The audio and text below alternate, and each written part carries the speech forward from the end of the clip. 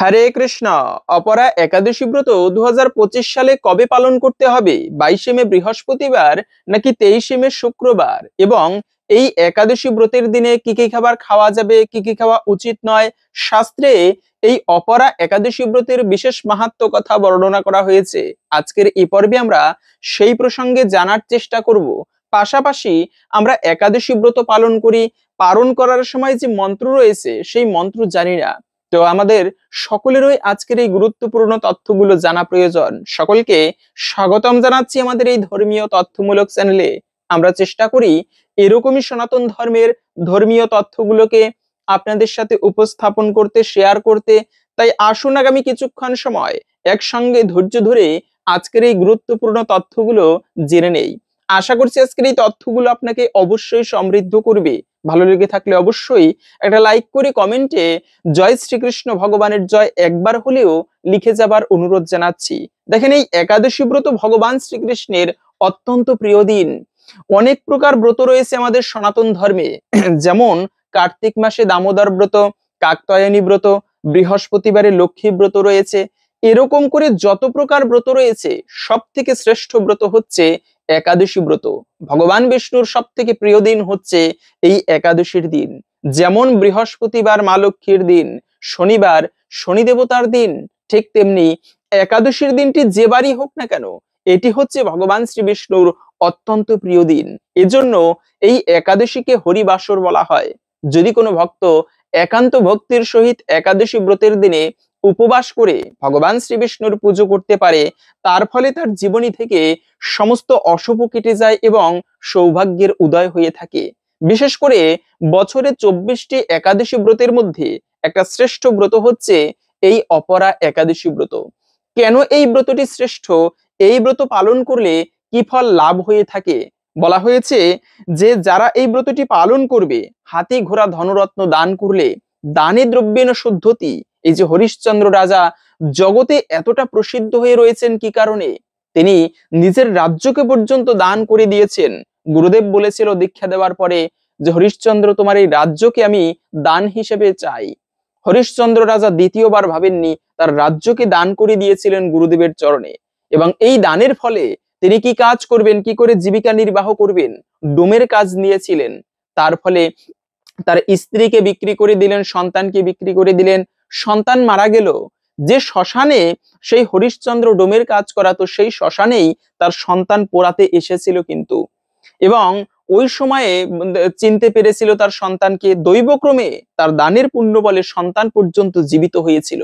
এ হচ্ছে দানের মহিমা। তো এরকম যত প্রকার দান রয়েছে সমস্ত দানের ফল অনায়াসে লাভ করা যায় শুধুমাত্র এই অপরা একাদশী ব্রত পালনের ফলে। দ্বিতীয়ত হচ্ছে, যারা এই ব্রত পালন করবে কাশী ধামে, এই যে শিবরাত্রি ব্রত শিব ভক্তেরা বিশেষ ভক্তি শ্রদ্ধার সহিত পালন করে, এবং সেই শিবরাত্রি ব্রত পালন করার ফলে জীবনের কিন্তু সমস্ত অশুভ কেটে যায়, গ্রহদোষ উপশম হয় এবং মহাদেবের কৃপা লাভ হয়।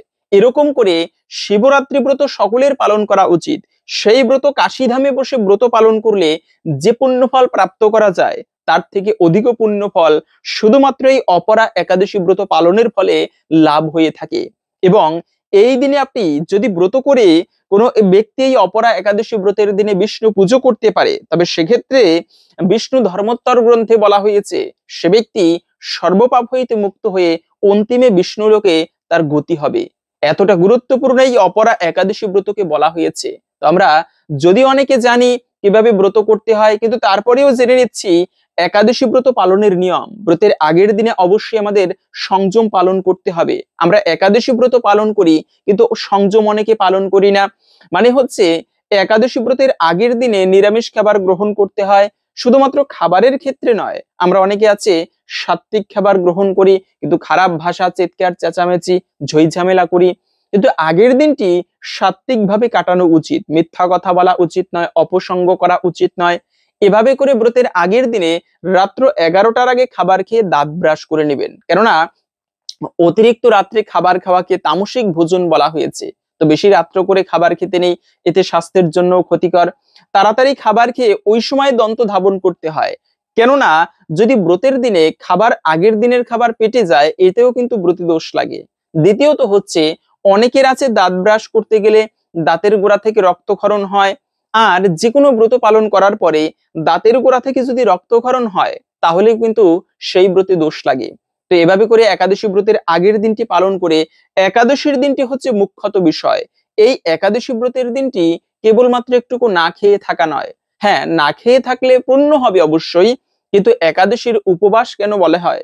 উপমানে নিকটে, বাস মানে বাস করা, মানে হচ্ছে এই দিনে ভগবানের সন্নিকটে বাস করা, ভক্ত সান্নিধ্যে কাটানো। এখন আমি ব্রত করি কিন্তু আজে বাজে সঙ্গ করে বেড়াই, ভক্ত সঙ্গ করি না, সারাদিন ঘুমিয়ে কাটাই, এটিকে প্রকৃত উপবাস বলা হয়নি। তাই একাদশী ব্রতের দিনে খুবই ভোরে ভোরে ঘুম থেকে ওঠা উচিত, শয্যা ত্যাগ করে, শাস্ত্রে বলা আছে সূর্য উদয়ের পূর্বে আমাদের ঘুম থেকে ওঠা উচিত এবং ওই সকালবেলা স্নান করে ঠাকুরের পুজো অর্চনা করা উচিত। অনেকে প্রশ্ন করতে পারেন যে আমি তো আগের দিনে ভুল করে আমিষ খেয়ে ফেলেছি, অথবা অনেকের আছে পরিবেশ ক্রমে নিরামিষ খাওয়া হয় না, যেমন অনেকে হোস্টেলে থাকে অথবা প্রবাসে থাকে, তার পরিবেশ সেরকম হয় না নিরামিষ খাওয়া, তবে সেক্ষেত্রে কি একাদশী ব্রত পালন করা হবে না বা যাবে না যদি আগের দিনে নিরামিষ খাবার খেতে না পারে? অবশ্যই পালন পালন করতে পারবেন। যদি কেউ আগের দিনে ভুল করে আমিষ খেয়ে ফেলে অথবা পরিবেশ অনুসারে নিরামিষ খেতে নাও পারে, তবে সেক্ষেত্রেও যে কেউ ব্রত করতে পারবে। এবং এই একাদশী ব্রতের দিনে যত ব্যস্ত হন না কেন, মুখ্যত বিষয় হচ্ছে এই দিনে ভক্ত সঙ্গে কাটাবেন। একটুকু হয়তোবা চাকরিতে গিয়েছেন, চাকরি থেকে আসার পরে বিকেল বেলা নিজের হাতে ঠাকুর পুজোটা দিবেন, এতে বেশি করে ভগবান প্রসন্ন হয়। অন্যান্য দিনে ধর্ম কাজ করলে যে পুণ্য ফল প্রাপ্ত করা যায় তার থেকে অধিক পুণ্য লাভ হয়ে থাকে যদি কোনো ব্যক্তি একাদশী ব্রতের দিনে ভক্তি ভরে ব্রত করে ভগবান শ্রী বিষ্ণুর পুজো করতে পারে। এটি সর্বমঙ্গলময়। তাই এই দিনে একটুকু বিশেষ করে আমাদের কাটানো উচিত। এবং এই একাদশী ব্রতের দিনে অনেকে প্রশ্ন করে ছাতু খাওয়া যাবে কিনা। মনে রাখবে, এটা একটা কমন প্রশ্ন, একাদশীর দিনে কি কি খাওয়া যাবে? যে কোনো প্রকার ফল খেতে পারবেন। সর্বোত্তম হচ্ছে নির্জলা ব্রত করা। তিন ধরনের ব্রত হয়, উত্তম, মধ্যম এবং কনিষ্ঠ। উত্তম হচ্ছে যারা জল ফোঁটা পর্যন্ত পান করবে না, নির্জলা ব্রত করবে, এটি সর্বোত্তম। কিন্তু সবাই তো আর নির্জলা ব্রত করতে পারে না, যেমন আমি নিজেও ফলমূল খেয়ে ব্রত করি। তবে সেক্ষেত্রে আপনারা যে কোনো প্রকার ফল খেতে পারবেন, দুগ্ধ খেতে পারবেন। কিন্তু অনেকে আছে ফলমূল খেয়েও হচ্ছে না, ভারী কাজকর্ম করতে হয় অথবা লেখাপড়া করে, হোস্টেলে থাকে, মানে অনেক পরিশ্রম হয়ে যায়। সেক্ষেত্রে আপনারা সবজি রান্না করে খেতে পারেন। কি কি সবজি খাওয়া যাবে? কাঠবাদাম, কাজু বাদাম, মিষ্টি কুমড়া, মিষ্টি আলু, পেঁপে, কাঁচকলা, ফুলকপি, এগুলো আপনারা সবজি হিসেবে সূর্যমুখী তেল অথবা ঘি দিয়ে রান্না করবেন, না হলে বাদাম তেল দিয়ে রান্না করে ভগবানকে ভোগ নিবেদন করে সেই প্রসাদ গ্রহণ করবেন। কিন্তু ভুলক্রমেও সবজি রান্না করার সময় সেখানে সরিষার তেল সংমিশ্রণ করা উচিত নয়। মনে রাখবে, একাদশীর দিনে ব্রত করেন কিংবা না করেন, কিন্তু ভুলক্রমেও যে খাবারগুলো খাওয়া উচিত নয় তার মধ্যে হচ্ছে পঞ্চরবি শস্য খেতে নেই, সরিষার তেল কখনো ভুলক্রমেও খাওয়া উচিত নয়। এতে পাপ না করেও সকল পাপের ভাগী হতে হয়। কেননা শাস্ত্রে একটা কাহিনী পাওয়া যায় এই একাদশী ব্রত প্রসঙ্গে। সৃষ্টির শুরুতে এই একাদশী ব্রত ছিল না, না ছিল কোনো বেদ, যে যার মতো উচ্ছৃঙ্খল ভাবে জীবন যাপন করত, ধর্মীয় কোনো সংবিধান ছিল না। এবং এই উচ্ছৃঙ্খল ভাবে জীবন যাপন করার ফলে তারা নরকে গিয়ে তাদের এই পাপকর্মের ফল ভোগ করত। এভাবে করে ভগবান শ্রী বিষ্ণু একদিন যমরাজের সেই মানে যমলোকে নরক দর্শন করতে উপস্থিত হলো। যমরাজের সাথে কথা বলতেছিল, এমত অবস্থায় খেয়াল করলো দক্ষিণ দিকের নরক থেকে ভয়ানক কিছু পাপাত্মাদের চিৎকার ভগবানের কানে ভেসে আসতেছে। ভগবান প্রশ্ন করলো, যমরাজ এই এত আর্তনাদ কেন? যমরাজ বলল, প্রভু কি বলবো দুঃখের কথা, পৃথিবীবাসী তারা বেশি পাপকর্ম করে আর তাদের সেই পাপের ফলস্বরূপ আজকে তারা নরকের এই দুঃখ ভোগ করছে। তখন ভগবান শ্রী বিষ্ণু হচ্ছে জগতের পিতা, তার হৃদয় কেঁদে উঠলো। তিনি সেই পাপীদের দর্শন করার জন্য যমরাজের সাথে দক্ষিণ দিকের নরকে গেল। সেখানে গিয়ে পাপীদের সেই হৃদয় বিদারক আর্তনাদ দেখে ভগবান সহ্য করতে পারলেন না। তিনি নিজের করুণা হৃদয় থেকে করুণার মূর্ত প্রকাশ ঘটালেন, একাদশী দেবীর আবির্ভাব ঘটালেন।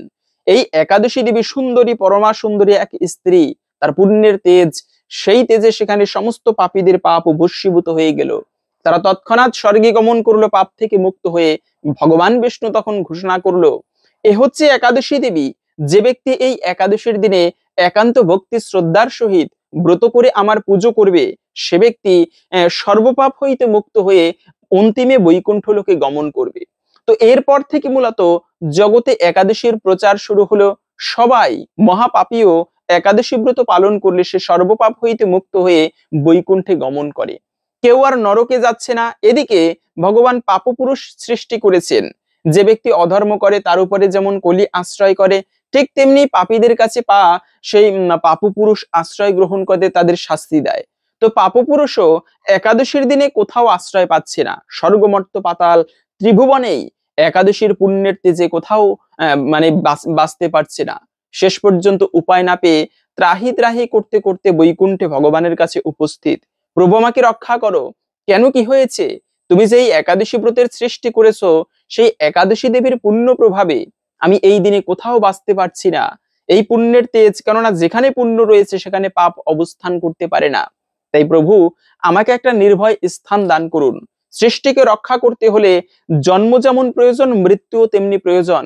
বিপরীত থাকতে হবে, দিনের বিপরীতে রাত্রি থাকতে হবে। তাই পুণ্য থাকলে পাপকেও আপনার রাখতে হবে, তাই আমাকে আপনি বাঁচিয়ে রাখুন।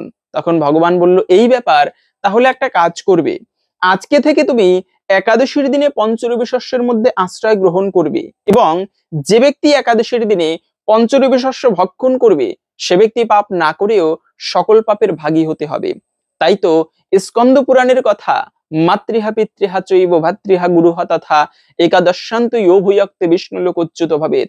মাতৃহত্যা, ভাই হত্যা, গুরু হত্যা, ব্রাহ্মণ হত্যা সকল ভয়ানক পাপের ভাগী হবে যে ব্যক্তি একাদশীর দিনে পাপ না করেও পঞ্চরবি শস্য ভক্ষণ করবে।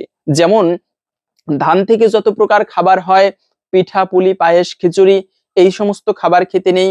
গম জাতীয় খাবার, ভুট্টা জাতীয় খাবার, আবার বিস্কিট, কেক, পাউরুটি, আটা রুটি, তারপরে হচ্ছে যে কোনো প্রকার সরিষা জাতীয় খাবার, তিল, এমনকি যে কোনো প্রকার ডাল, তো এই সমস্ত খাবার, কাউন, শ্যামা চাল, তারপরে হচ্ছে ছত্রাক, মাশরুম, এমনকি সবজি রান্না করার সময় পাঁচফোড়ন ব্যবহার করা উচিত নয়।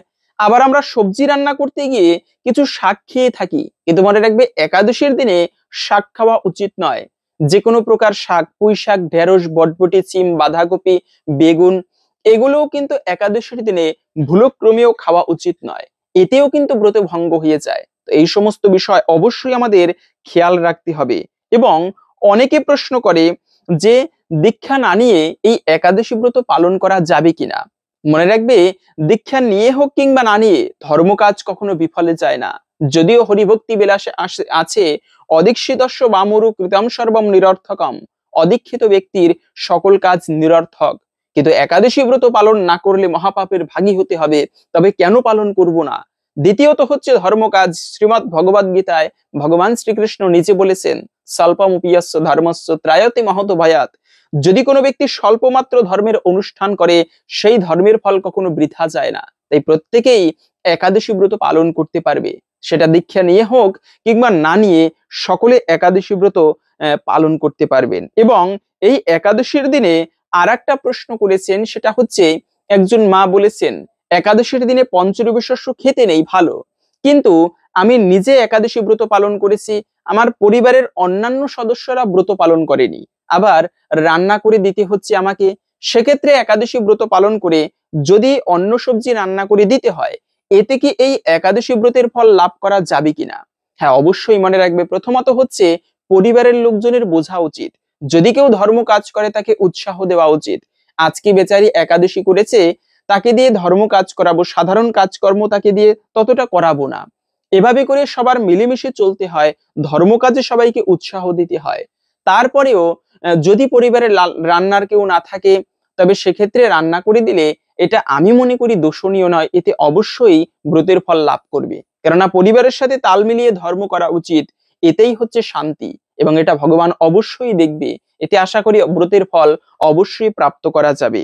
এবং এই একাদশী ব্রতের দিনে আমরা ব্রত করে কিছু ভুল কাজ করে থাকি, মনে রাখবে ভুলক্রমেও এই কার্যগুলো করা উচিত নয়। এতে যতই ব্রত করি, ব্রতের সম্পূর্ণ ফল প্রাপ্ত করা যাবে না। তাই খুবই গুরুত্বপূর্ণ বিষয়, একাদশী ব্রতের দিনে যে কাজগুলো করতে নেই, তার মধ্যে প্রথমত হচ্ছে এই একাদশী ব্রতের দিনে ভুলক্রমেও কারো নিন্দা করবে না। মনে রাখবে, আমরা এক জায়গায় বসলে জগতের যত নিন্দা শুরু হয়ে যায়, কে কি করেছে, কোথায় কি হয়েছে। কিন্তু মনে রাখবে, জগতের সব থেকে বড় অপরাধ হচ্ছে নিন্দা, বৈষ্ণব নিন্দা বিশেষ করে। তাই নিন্দা করতে নেই অন্তত পক্ষে এই একাদশী ব্রতের দিনে। আপনি অপরের ভালোটাকে দর্শন করুন, এটা আমার ক্ষেত্রেও একই কথা। সবার ভালোকে দর্শন করলে এতে একজনের ভালো, ওই একজনের ভালো, সেই ভালো গুণগুলো নিজের মধ্যেও প্রকাশ পায়। কিন্তু সবসময় অপরের দোষগুলোকে দেখলে সেই দোষ একটু হলেও আমার মধ্যে বিদ্যমান হয়। তাই সবসময় অপরের নিন্দা নয়, ভালো গুণের আলোচনা করতে হয়। তো যাই হোক, অন্ততপক্ষে একাদশীর দিনে কারো নিন্দা করা উচিত নয়। দ্বিতীয়ত হচ্ছে, মিথ্যা কথা বলতে নেই। অন্ততপক্ষে একাদশী ব্রতের দিনে এতেও ব্রতের সম্পূর্ণ ফল লাভ হয় না। এবং তৃতীয়ত হচ্ছে, ব্রহ্মক্ষয় করবে না। ব্রত করে আমরা অনেক সময় শারীরিক সঙ্গ করি স্বামী স্ত্রীর, এতে যতই ব্রত করি সেই ব্রতের দিনে যদি ব্রহ্মক্ষয় করা হয় তবেও কিন্তু সেই ব্রতের সম্পূর্ণ ফল লাভ হয় না, এতেও কিন্তু ব্রত ভঙ্গ হয়। তো এই বিষয়টা খেয়াল রাখবেন। যদি স্বপ্ন দোষ হয় ব্রতের দিনে, তবে সেক্ষেত্রেও ব্রতে কিন্তু দোষ লাগে। পাশাপাশি সঙ্গ করতে নেই স্বামী স্ত্রীর সঙ্গ, তাহলেও কিন্তু ব্রত ভঙ্গ হয়ে যায়। অবশ্যই এই বিষয়গুলো আমাদের খেয়াল রাখতে হবে। তো যাই হোক, এখন আমরা জেনে নিচ্ছি 2025 সালে এই অপরা একাদশী ব্রত কবে পালন করতে হবে। তবে তার পূর্বে শাস্ত্রে এই অপরা একাদশী ব্রতের বিশেষ মাহাত্ম্য কথা বর্ণনা করা হয়েছে। আপনি এই দিনে ব্রত করেন কিংবা না করেন, সকলেরই উচিত ভক্তি শ্রদ্ধার সহিত এই ব্রত মাহাত্ম্য কথা পাঠ অথবা শ্রবণ করা। এতে অনেকাংশেই এই ব্রতের ফল প্রাপ্ত করা যায়। তাই আসুন আমরা কিছুক্ষণ সময় ধৈর্য ধরে এই অপরা একাদশীর ব্রত মাহাত্ম্য শ্রবণ করি। এবং এই ব্রত মাহাত্ম্য শ্রবণ করে অবশ্যই এই দিনে আপনি একটি প্রদীপ প্রজ্বলিত করে রাখবেন ভগবানের উদ্দেশ্যে। আশা করছি একটুকু হলেও এই ব্রতের ফল লাভ করা যায়। এজন্যই তো সনাতন ধর্মের নববিধ ভক্তির প্রথমত হচ্ছে শ্রবণ করা। শ্রবণম মঙ্গলম, শ্রবণ করলেই বিশেষ মঙ্গল সাধিত হয়। তো আমরা জেনে নিচ্ছি অপরা একাদশীর ব্রত কথা। এরপরে আমরা এই ব্রতের পারণ কখন করবেন, ব্রতের পারণ মন্ত্র কি, সকল কিছু জেনে নিব। অপরা একাদশী ব্রত। মহারাজ যুধিষ্ঠির ভগবান শ্রীকৃষ্ণকে বললেন, হে কৃষ্ণ, জ্যৈষ্ঠ মাসের কৃষ্ণপক্ষিয়া একাদশীর নাম কি এবং তার মাহাত্ম্যই বা কি, আমি শুনতে ইচ্ছা করি। আপনি অনুগ্রহ করে তা বর্ণনা করুন। শ্রীকৃষ্ণ বললেন, হে মহারাজ, মানুষের মঙ্গলের জন্য আপনি খুব উত্তম প্রশ্ন করেছেন। বহু পুণ্য প্রদানকারী, মহা পাপ বিনাশকারী এবং মহাপুণ্য পুত্র দানকারী এই অপরা একাদশী জগতে প্রসিদ্ধা। এই ব্রত পালনে ব্যক্তি জগতে প্রসিদ্ধ লাভ করে এবং ব্রহ্মহত্যা, গোহত্যা, ভ্রূণ হত্যা, পরনিন্দা, পর স্ত্রী গমন, মিথ্যা ভাষণ প্রভৃতি গুরুতর পাপ এই ব্রত পালনে অচিরেই বিনষ্ট হয়ে যায়। যারা মিথ্যা সাক্ষ্য দান করে, ওজন বিষয়ে ছলনা করে, শাস্ত্রের মিথ্যা ব্যাখ্যা প্রদান করে, জ্যোতিষের মিথ্যা গণনা এবং মিথ্যা চিকিৎসায় রত থাকে, তারা সকলেই নরকের যাতনা ভোগ করে। এ সমস্ত ব্যক্তিরাও যদি এই ব্রত পালন করে তবে তারা সমস্ত পাপ থেকে মুক্ত হয়।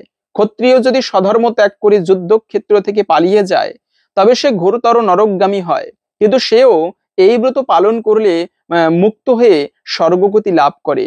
মকর রাশিতে সূর্য অবস্থানকালে মাঘ মাসে প্রয়াগে স্নান করলে যে ফল লাভ হয়, শিবরাত্রিতে কাশীধামে উপবাস করলে যে পুণ্য হয়, গয়াধামে বিষ্ণু পাদপদ্মে পিণ্ড দানে যে ফল পাওয়া যায়, সিংহ রাশিতে বৃহস্পতির অবস্থানে গৌতমীয় নদীতে স্নানে, কুম্ভে কেদারনাথ দর্শনে, বদ্রিকাশ্রম যাত্রায় এবং বদ্রীনারায়ণ সেবায়, সূর্যগ্রহণের কুরুক্ষেত্রে স্নানে, হাতি ঘোড়া স্বর্ণদানে এবং দক্ষিণা সহ যজ্ঞ সম্পাদনে যে ফল লাভ হয়, এই ব্রত পালন করলে অনায়াসে সেই সকল ফল লাভ হয়ে থাকে।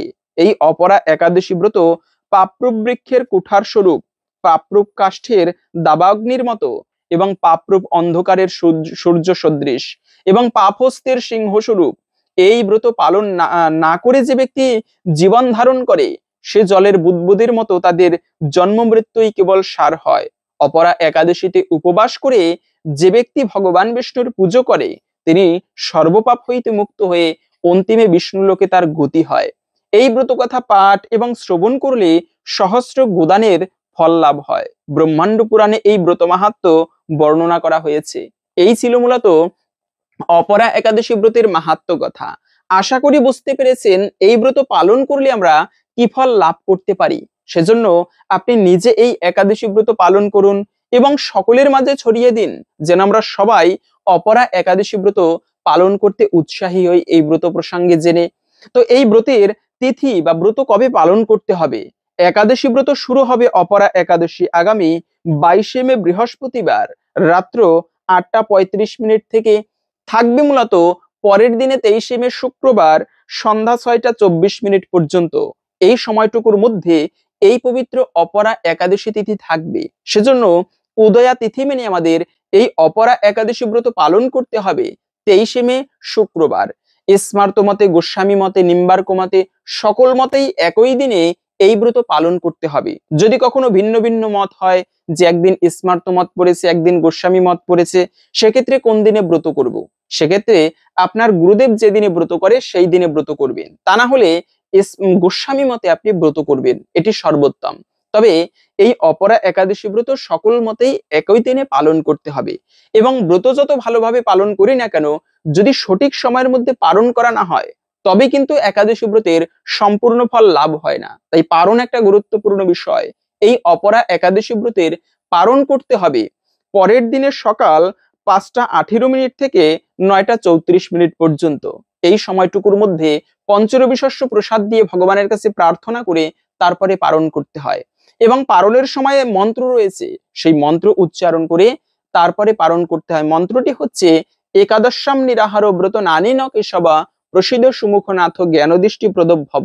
এই মন্ত্র উচ্চারণ করে পালন করবেন। না হলে আপনার ভক্তির সহিত, হে প্রভু, এই যে ব্রত করেছি, যদি কোনো ভুল ত্রুটি হয় কৃপা করে তুমি ক্ষমা করে দাও এবং আমার প্রতি প্রসন্ন হও, এভাবে করে আপনার মনের ভক্তির সহিত প্রার্থনা করে ব্রত ভঙ্গ করবেন। হরে কৃষ্ণ। আশা করছি আজকের এই গুরুত্বপূর্ণ তথ্যগুলো জেনে আপনি একটুকু হলেও সমৃদ্ধ হয়েছেন। ভালো লেগে থাকলে অবশ্যই একটা লাইক করে কমেন্টে জয় শ্রীকৃষ্ণ ভগবানের জয় একবার হলেও লিখে যাবার অনুরোধ জানাচ্ছি। ভগবান শ্রীকৃষ্ণের কৃপায় সকলের জীবনে মঙ্গল হোক এই কামনা করে আজকের ভিডিওটা এখানে সমাপ্ত করছি। হরে কৃষ্ণ।